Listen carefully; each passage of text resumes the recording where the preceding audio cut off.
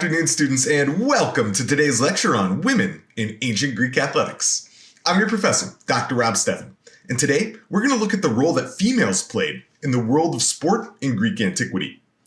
Now, you may have realized so far throughout this course that we've mainly been talking about men, especially when it comes to the events of the Pan-Hellenic Games and the famous athletes from the ancient Greek world.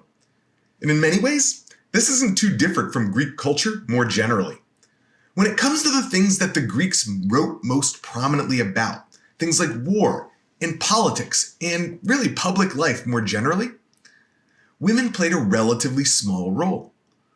The public sphere of ancient Greece was dominated by men, while the private, domestic sphere was the world of women. And the world of ancient Greek athletics was very similar, or at least somewhat similar. But we do seem to see women emerge in the world of Greek athletics in more ways than one, and that's our story for today. So if you're ready to bring down the patriarchy through speed, strength, and agility, journey with me as we investigate women in ancient athletics.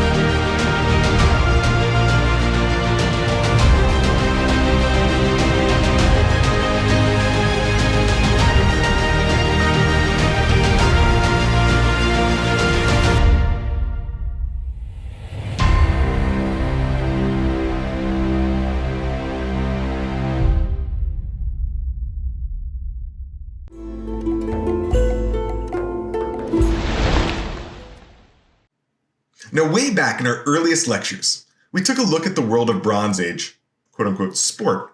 And we saw that in the earliest days, there was quite a bit of athletic activity, but it was pretty dubious as to whether or not it qualified as sport in the modern sense. So we saw things like ritual running performances by Egyptian pharaohs, and boxing matches among Mesopotamian fighters, and hunting by Assyrian kings, and the always impressive bull leaping by Minoan young men. Awesome stuff? Absolutely. Actual sport? Well, that's in the eye of the beholder.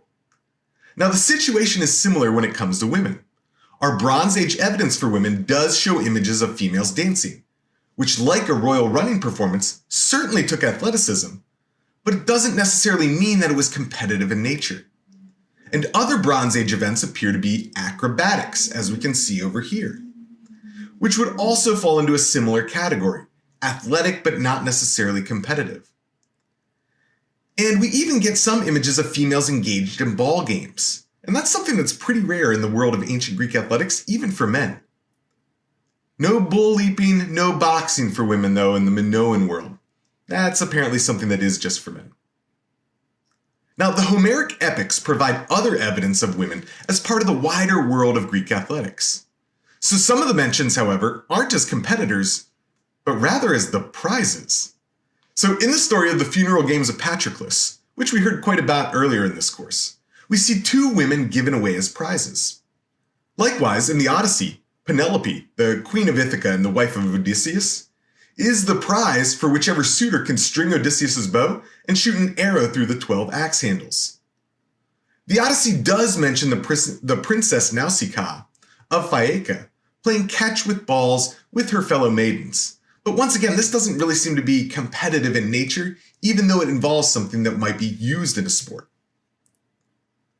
Now, a little bit more athletic, we have the female mythological heroine, Atalanta. And Atalanta competed against men in foot races, breaking long-held gender norms. She was abandoned in the forest by her father. She was suckled by a bear and raised by hunters. And as a result, she dedicated herself to the huntress, Artemis. Her speed was legendary, and to avoid having to marry, she would race against potential suitors, always defeating them. One day, however, one of those contestants dropped some golden apples as he ran, and Atalanta stopped to pick them up, losing the race in the process. Eyes on the prize, Atalanta, come on! And some scholars have argued that rather than breaking gender norms in a progressive, maybe feminist sort of way, this myth actually is meant to reinforce classical gender norms by showing how men can conquer and subdue women who don't fit the traditional mold. In my mind, though, Atalanta definitely was a big baller of antiquity, no doubt about it.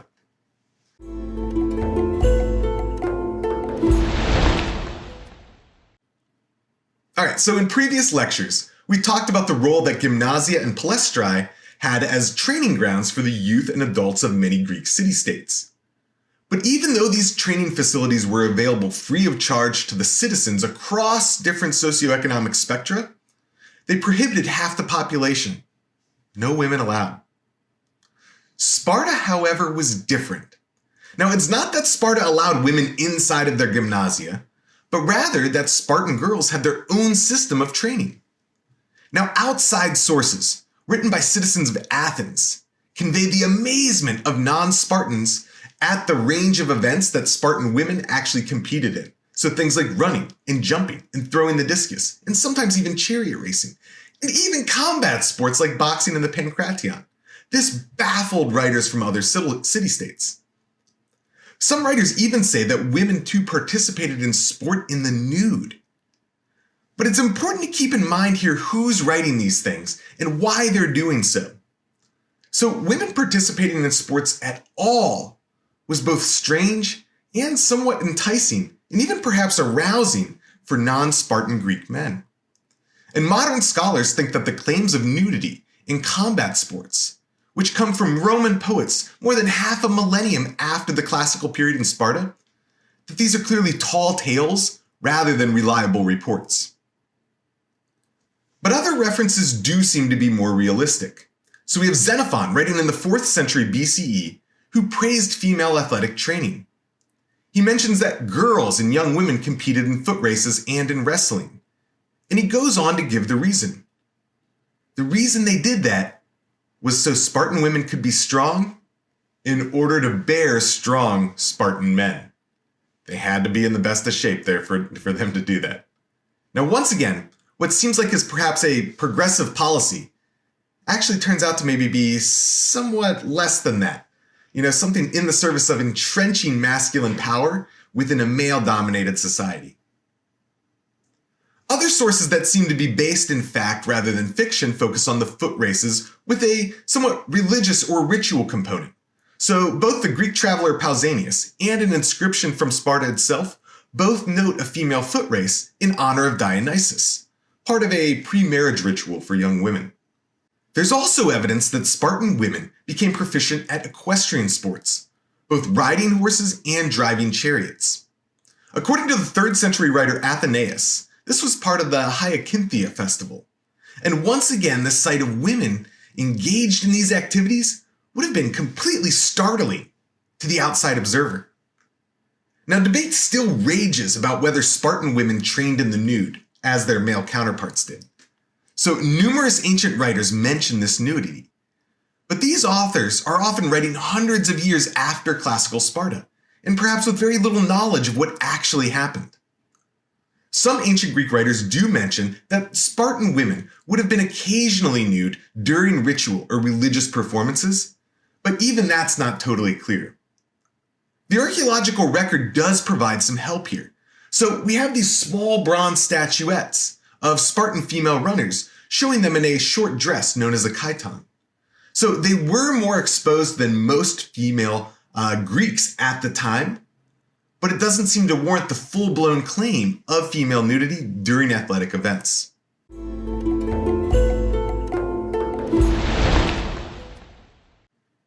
Now, unlike their Spartan counterparts, Athenian girls had no formal athletic or competitive training program during their youth.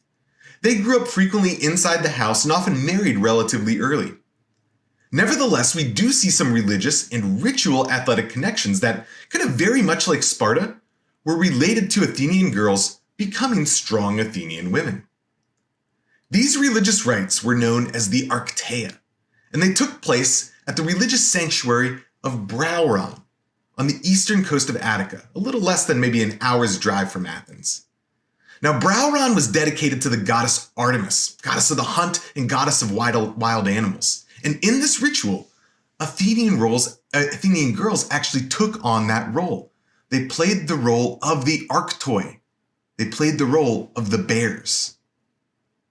Now, what exactly does that mean? Well, it's incredibly tough to tell, all right? We don't have a lot of written historical sources describing exactly what took place. What we do have are archaeological artistic depictions. And what they show are lightly clothed young girls running, kind of hands outstretched, as part of the ritual. And scholars debate whether the girls are racing each other, or whether they're chasing something else, or perhaps even being chased. Perhaps somebody posing as a bear is chasing these young girls. Other artifacts from the site are more focused on than most sanctuaries on girls as well. And these statues here, they show their importance in their centrality within the Arctea ritual. So what is going on with girls here kind of quote unquote playing the bear, right? Are they racing or chasing or being chased?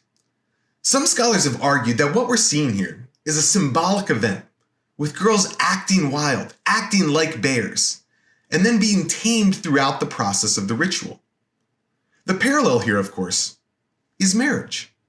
So girls start out young and wild and carefree, and when they reach the right age, they are expected to settle down, get married, and behave like a citizen, a very civilized, kind of non-wild woman. As such, most scholars interpret this as a sort of initiatory or transitory rite, marking Athenian girls' passage from childhood into adulthood, preparing them for marriage in ancient Greek society.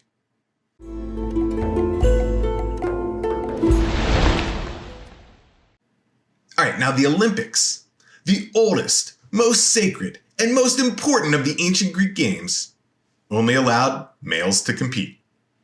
And not only that, women weren't even allowed to watch.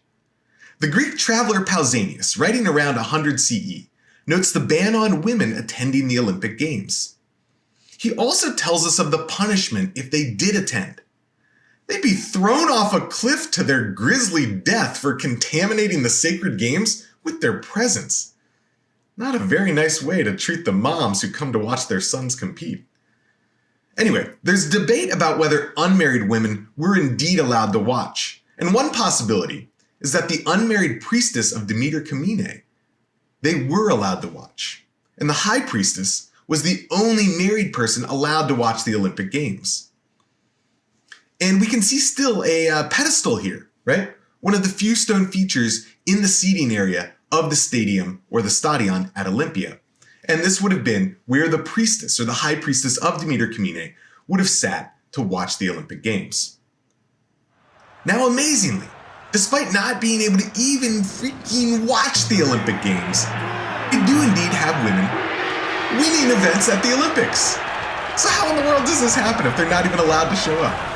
Well, if you were thinking chariot racing, you'd be absolutely right. So in Pan-Hellenic chariot races, the owner of the horses, not the charioteer driving the horses, was the one considered the winner of the event. Enter Kiniska, daughter of King Archidamos of Sparta. Even though she wasn't allowed to attend the Olympics, she entered her four-horse chariot in the games in 396 BCE. And lo and behold, she won not only that year, but she won again 4 years later in 392.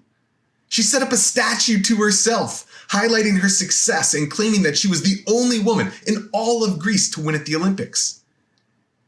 Kiniska led the way for other female chariot owners as well, with Euryleonis winning the two-horse chariot race in 368, and then later Hellenistic rulers recalling the glory of Kiniska in their own accounts.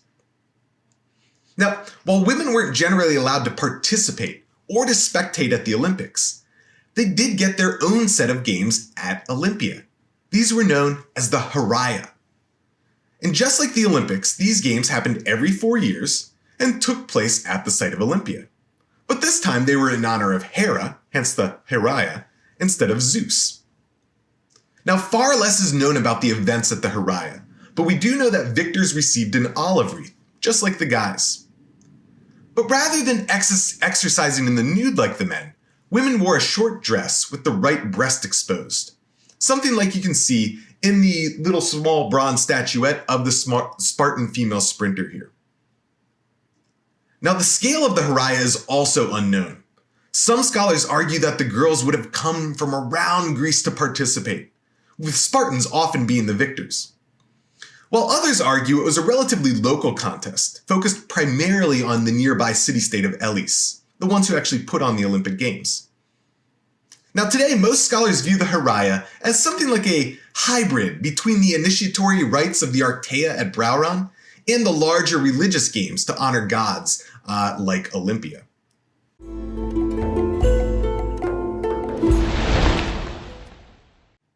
So the Hellenistic period in Greece, the time after Alexander's conquest of the Persian Empire, lasted from 323 to 31 BCE.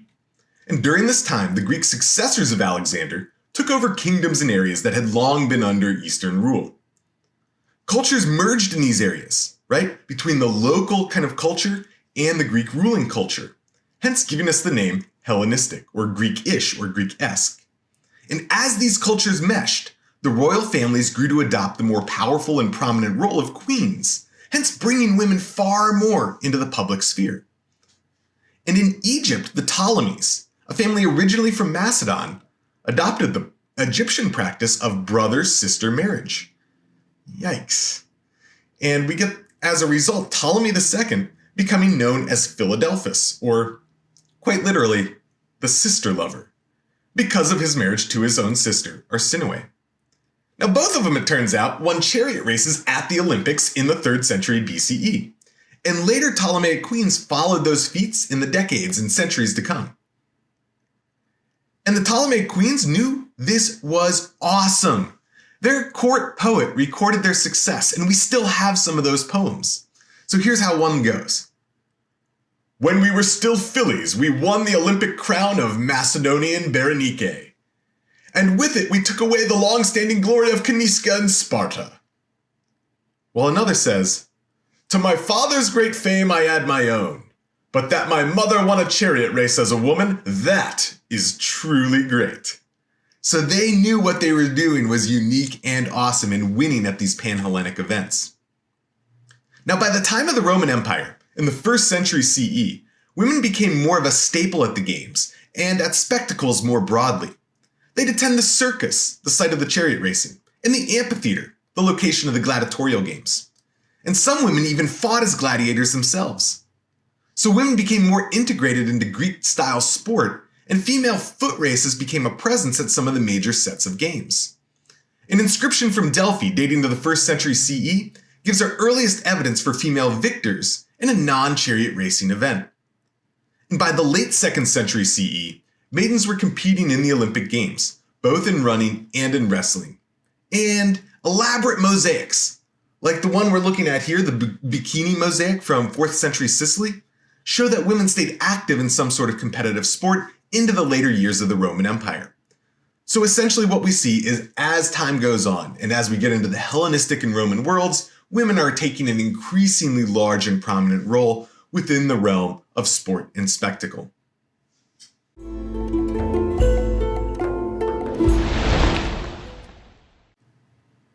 Now, in some regards, we've come a long ways from the treatment of women in sport from the ancient Greek world. No longer do we throw women off a cliff for daring to attend the Olympics. And it wasn't in the first modern Olympics in 1896, but by the second series of games in 1900 in Paris, women were invited not just to spectate, but to participate as athletes as well. And progress has been made at more local levels too. Title IX, which calls for equal expenditure on men and women's sports at the college level, has been a valuable tool for working towards sex and gender parity in formal organized sports. And the growth of youth sports across America has improved in terms of its access to sports teams for girls as well as for boys. And yet there is significant room for improvement. So the US Olympic women's soccer team has been arguing against unequal wages for years, highlighting the fact that despite being way more successful than the men's team on the international stage, they are still paid far less. and not paid less by sponsors or private companies, but by the US government, for God's sakes. Stars from the WNBA have been arguing for more publicity as well, a kind of more visible platform, and as a result, better compensation. And the NCAA women's basketball teams, they were recently appalled at the workout facilities for their teams at the 2021 NCAA tournament in San Antonio, compared to the men's team's facilities, which were noticeably better. Now, despite these obstacles, some female athletes have risen to become iconic stars in the same way that male athletes have become famous in the ancient Greek world. So, Serena Williams' dominance on the tennis court has launched her into international fame. And Danica Patrick has used her success on the car racing track to become incredibly influential in the world of marketing. And Simone Biles and other gymnasts have followed suit. And US women's soccer players, right? Alex Morgan, Megan Rapinoe, they've become household names as well, both for what they do on the field, but also their progressive work off the field. Now, there's still a lot of work to be done, no doubt, but progress towards equality is being made, even if that movement is slow. It's still happening steadily, and we have to keep pushing in that direction.